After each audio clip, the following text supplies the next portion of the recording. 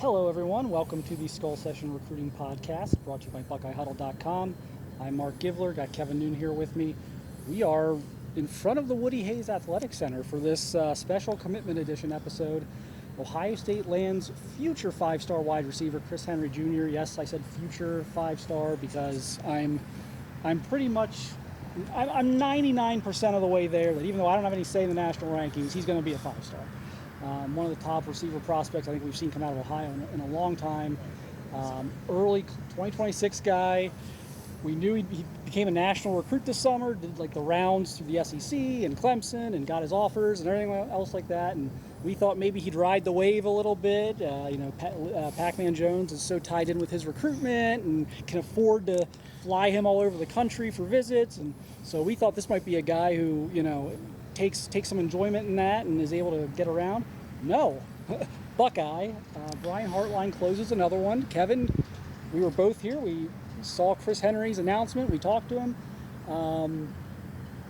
Did you expect that walking out the door this evening? No, because when we were talking to him, we talked to him for 3 or 4 minutes and we'd not gotten the information yet. It was like, yeah, I definitely could see myself at Ohio State and everything else. And it was really PacMan Jones who was kind of the instigator there by, well, tell them what you did. Tell them what you did. And lo and behold, that's the case, because the thing is, he is a class of 2026. Ohio State is recruiting class of 2024 right now. These are the rising seniors. He is a rising sophomore, but so often we talk about a guy and list kind of the media guide height. Oh yeah, he's 6'3" or whatever, and you look at him, he's 6'1.5". This kid is every bit of 6'5". I mean, still probably in that 185 range. I mean, certainly has a lot of room to fill out, but just when you put in his tape and just see him scratching the surface, once he starts to put it all together, and he certainly is at a program where he can get that development at Cincinnati Withrow. I mean, this kid's going to be all world. Yeah, I've had to really struggle to go back and find a wide receiver prospect in Ohio that I think is going to be ranked as highly as Chris. And I think you have to go back to Ted Ginn Jr. I think that's how far back we're going to have to go to find a kid who I believe will be conservatively in the top 25 or 30 prospects in the country in this class. I know there's some folks in this building behind us here who think he's the number one wide receiver prospect in 2026. So we'll see. But he's an extraordinary talent. I know we've got some questions already on the message board, which we'll get to, but the big ones I think are people are asking for a comparison, kind of where he stacks up against some of the other recruits that they've landed at wide receiver. This is going to be an interesting one to kind of discuss because, to me, they're going to try to mold him as a Marvin Harrison type. They are very similar from a measurable standpoint. Marvin 6'4", Chris 6'5". They're kind of lankier guys, but they're not, just jump ball receivers. They kind of pride themselves on having really good feet, being able to really run crisp routes, being able to separate with quickness and speed. So that's going to be the blueprint, I think, for Brian Hartline, is to try and mold him in that. And then you kind of have the two sides of this, which is on one side, you're going to have people say, well, why are we comparing him to Marvin Harrison Jr., who may leave Ohio State here in the next 12 months as the best receiver to ever come through the program and maybe a top 2 or 3 pick in the NFL draft. Why are we putting that on a sophomore? But then I'll throw this right back at you. He's going to be ranked higher than Marvin Harrison Jr. was coming out of high school. Marvin was like a top 100 kid. This is going to be a 5-star kid. So, what do you see in Chris? You're around Ohio State. Is there a guy? Is he Marvin? Is he somebody else?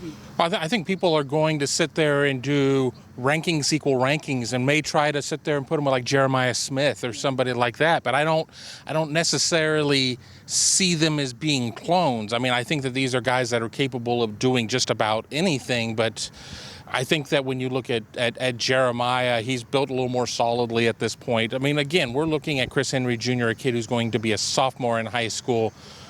He's still going to fill out and everything else, but I struggle because we saw so many years pre-Ryan Day, maybe even pre-Urban Meyer, of where Ohio State would try and bring in the big body receiver, and it just never necessarily worked out. Well, now we see Ohio State with a lot of these 6'2", 6'3", but when you get this guy who's 6'5", I mean, now you're really kind of getting into some rarefied air. And I think Ohio State has had a nice blueprint on how to use these bigger receivers. Ohio State, on the flip side, doesn't know how to use a slot guy necessarily who's 5'10", a la Mookie Cooper or somebody like that. But certainly with Chris Henry Jr., he is a guy that, as long as he continues to work on his craft, which he is, because this is not a kid that is, everybody sees that, he lives with PacMan Jones. PacMan Jones is his guardian, assumes that he's going to pick up a lot of that boisterous, larger than life. Chris Henry is very quiet and very focused on the task at hand, and I think he's got a lot of the attributes you need to be successful. He's surprisingly humble, even though he's still very young, so it's kind of weird to say that about a young guy, but this is someone who, knows the Jamar Chases of the world, and he's down there. He knows all those guys. He works out with those guys sometimes. There's nothing that he hasn't seen at this point. As far as just the game itself and being around the Bengals so often, and so for someone who has kind of grown up like that, you would maybe expect the bigger personalities. He is a very humble kid, very hardworking, very polite. So it's very interesting to kind of see that dynamic. And then you still got PacMan, who is, again, yelling at him to, spill the beans. And I think we're giving the PG version. Exactly. I mean, PacMan shows up. He comes out of the woody, addresses all the media, says hello, hops into his Rolls Royce, and, is off for 15, 20 minutes, comes on back. Chris Henry Jr. and his entourage kind of come out of the woody, and we're talking to him, and, he's, yes or no, sir, saying all the right things, and then just everything goes crazy. And the funny thing is that as the night goes on, we're like, maybe we need to ask every kid as they show up if they've just committed, because, Chris Henry Jr., I don't want to play cards against him because he kept us in the dark for a couple minutes. Yeah, he did. He's like almost, it's like he didn't know how to break the news. Like, oh, should I say it or should I not? Should I go home and put it on Twitter? What should I do? So, and somewhere an edit goes unposted. Right, exactly. Yes. But what a huge pickup. I would love to sit here and talk about what this means. It's another 5-star kid for Brian Hartline. I don't think there's a way to really finesse this. This is just what Brian Hartline does. He's got one in 20. He's got a couple in 24. He's almost surely going to find someone in 25. He's got the guys in 23. He's got Marvin Harrison right now, and he's going to have another dude in 26 at least. Probably more. So it's hard to go into some big thing on what this means when we've just seen Hartline do this over and over again. So what this means is that Ohio State's got another dude at receiver, and Brian Hartline remains the best in the country at what he does, which is recruit the wide receiver position. Yeah, and you have to wonder if there's going to be a one-year correction, if there's going to be a year of where it's going to be more difficult to attract people to come in. No, what this does is this just means that when opportunity knocks for you, you better be ready for it, because they are going to recruit equal or above you. So if you're not able to answer the bell, if you do not practice well, if you don't take care of stuff in the classroom, all of these things, your opportunity could pass you by, because this bus isn't going to slow down. And another question we've been getting: what type of recruiter might he be? That's going to be an interesting one. I think Chris's personality is maybe not such to be super gung-ho out there on social media with it, but he has, again, ridiculous to say this about a sophomore, but he's got some cachet, I think, around the country already with recruits in his class who know the name, who know, they're going to see the star, 5-star next to him, they're going to see the offers next to him, the video of him. And I think he's going to be a natural draw for any quarterback, a natural draw for maybe other receivers, maybe some DBs. And quite frankly, if he doesn't come out of his shell a little bit and be a vocal leader, PacMan will. So right. PacMan will do the recruiting. He's got a guy in his corner who has probably no problems picking up the phone, calling another parent, telling them, hey, this is where you need to be. Right. You're right, exactly right about the quarterbacks. As Ohio State has its quarterbacks run out through 25, Tavian St. Clair, obviously starting to already look at its 26 quarterbacks.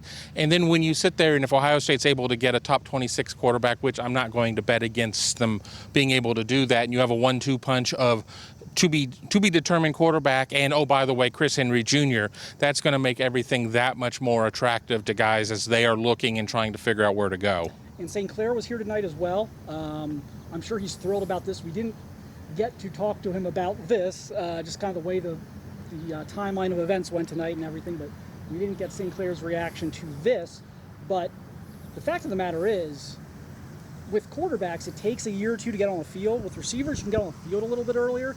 It's more likely than not that Tavion's going to see a lot of those 26 guys coming in a year behind him, whether it's scout team, whether it's 2 or 3 years into the program when he may or may not be the guy. But you're very likely going to see a lot of the receivers that come in a year behind you as a quarterback. So this is huge for him. Yeah, it's going to be much more for St. Clair on the guys a year behind than him being able necessarily to be looking at Carnell Tate and Brandon Ennis and guys like that. So that's certainly going to be the way that's going to work. And there may be some overlap with a Jeremiah Smith or a Mylan Graham, or even a Jeremiah McClellan if they land him down the line. So certainly your point is extremely valid. So we'll see what's next. Aaron Scott decides Sunday. We'll be there. I'll see you there. Good, bad, and different. You will see the video on BuckeyeHuddle.com and on YouTube.com/BuckeyeHuddle. Can't wait to broadcast that to you guys. Should be a fun few days. Fall camp starts next week. We already got the practice schedule, media schedule, so I'm sure Tom Orr, Tony Gerdeman, those guys will have plenty to talk about with that on the site and on the various platforms we use with the podcast and everything. So look for that here in the coming days. But thanks everyone for watching, listening. Huge get for the Buckeyes. We'll see you soon again. We'll see you again.